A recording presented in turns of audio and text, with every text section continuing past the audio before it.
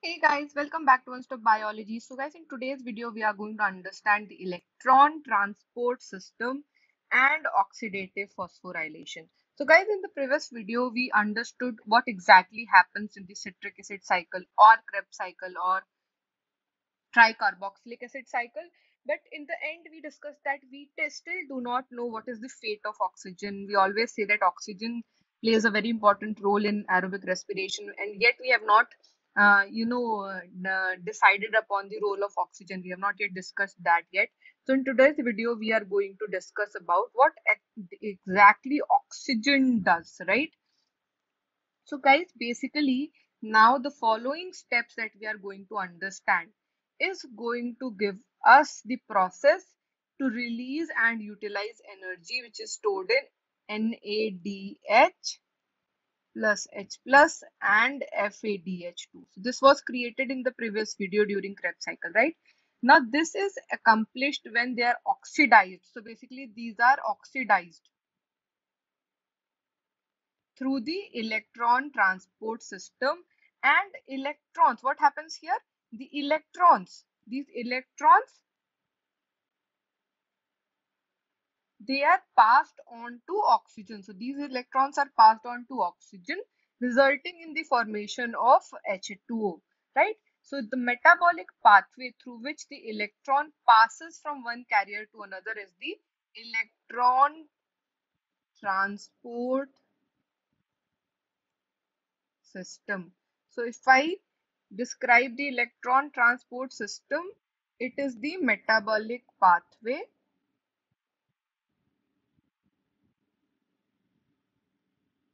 through which the electron passes away, and it passes from one carrier to another, right? So it is basically this path. Electron transport system is present in the inner mitochondrial membrane, and what happens is that electrons are produced in the mitochondrial so basically electrons from where they are produced from NADH. So from NADH they are produced in the mitochondrial matrix. So we'll see this in the form of a flow chart itself so that it is easier for you guys as well to remember, right? So just see this flow chart, and I'm going to fill in some points here. So basically first we'll see what are the locations here. Now there are three locations. This is the mitochondrial matrix. This is the inner mitochondrial membrane. This is the mitochondrial matrix. And this is the intermembrane space. Intermembrane space. So now you can see three different sections. This is the mitochondrial matrix. Now what happens in the mitochondrial matrix? In the mitochondrial matrix now NADH plus H plus, right? This is oxidized to NAD plus, right? And here we have two electrons released, right? Now these two electrons, what they do is, here we have FMN, right? So basically the electrons produced during the citric acid cycle, from these are produced from NADH, which is actually produced during the Krebs cycle, and these are oxidized by NADH dehydrogenase, right? Which is known as the complex 1. So basically complex 1 is NADH dehydrogenase. So now that we see that the electron is going to be transferred, right? So basically here, if I label it properly, so what is going to happen now? It is coming towards the first thing, which is FMN. These two electrons, so the hydrogen is added. Now this hydrogen will be released in the inner membrane space, right? This is the first complex, guys. Now this is, again I'll repeat that, from here it will go to the FeS complex. So these are FeS complex. The electrons will be moving towards what? It will be moving towards the ubiquinone. So basically ubiquinone receives reducing equivalents via FADH2. So it is receiving via FADH2, which is complex 2. This is complex 2. Now this is generated during oxidation of succinate in the Krebs cycle. Now what will happen is this will reduce the ubiquinone. So we have ubiquinone, we have the reduced ubiquinone now.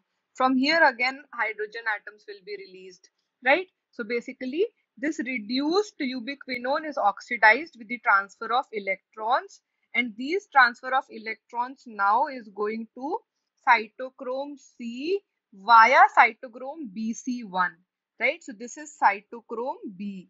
So via cytochrome B, these electrons are moving further towards cytochrome C. So basically, if you see here again, two hydrogen and two hydrogen. This is two electrons, ubiquinone.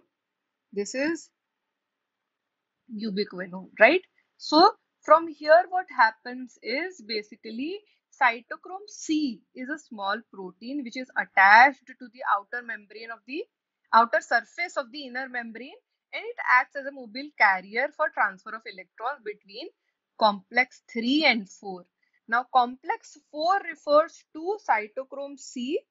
So I'll write here cytochrome C.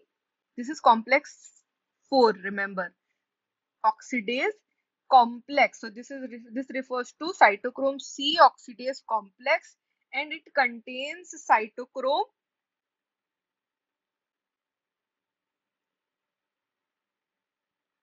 AA3 as well. AA3. I'll write it properly. Cytochrome A A3, right? And it has two copper centers, remember. Now, when the electron pass from one carrier to another via complex 1 to 4, so here what is happening is you are taking up half of oxygen. So oxygen is being used, hydrogen atoms, and water will be released, right? So this is what we said initially. So water will be released. So now we can say that when the electron pass from one carrier to another via complex 1 to 4, in the electron transport chain, they are coupled to ATP synthase. There is a complex 5, which is of ATP synthase, right?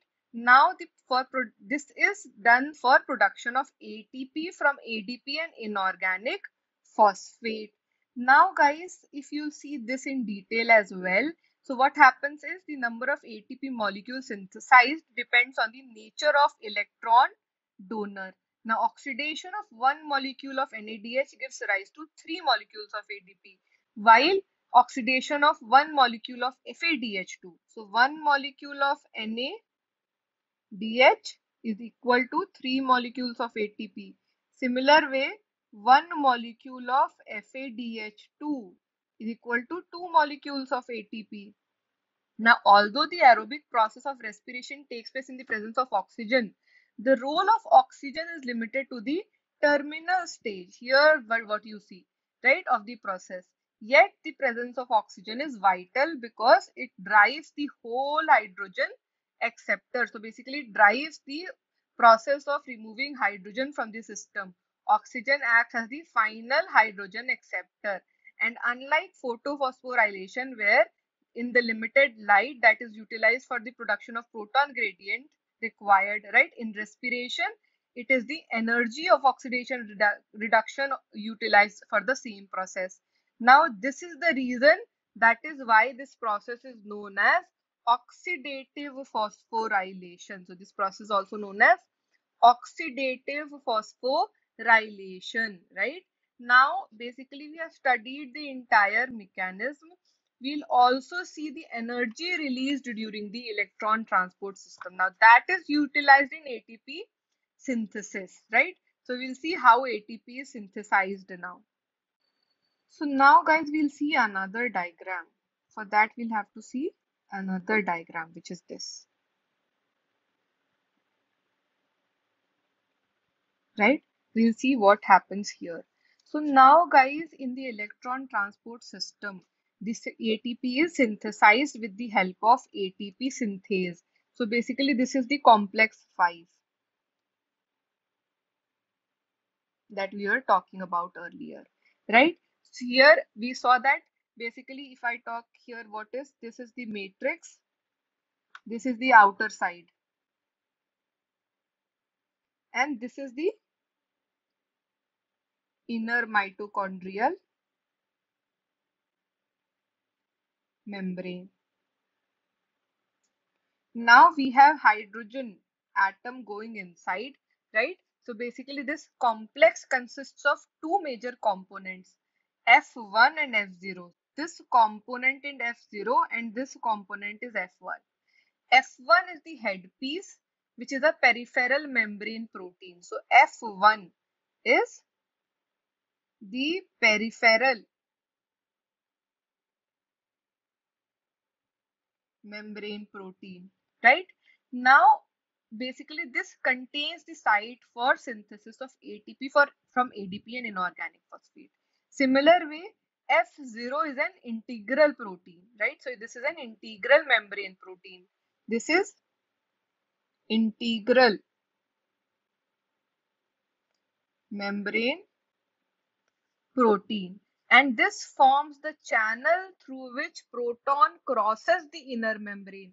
The passage of protons through the channel is coupled at the catalytic site of the F1 component of the production of, so that basically helps in the production of ATP.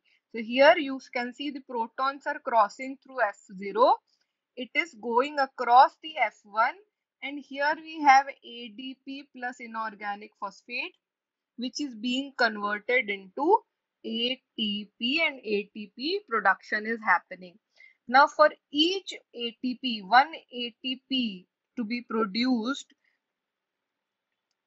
two proton atoms or two hydrogen atoms passes through F0 from the inner membrane space, from the inner membrane space to the towards the mitochondrial matrix, right? And this happens down the electrochemical proton gradient. So guys, with this we have finished the topic of oxidative phosphorylation or electron transport system. I hope you would have understood. If yes, please do like the video and share it with all your friends. And if you have any doubt, please do let me know in the comment section. And if you are new to the channel, please do subscribe to the channel and press the bell icon to get all the updates. Thanks for watching this video, guys. See you in the next one. Till then, take care. Bye bye.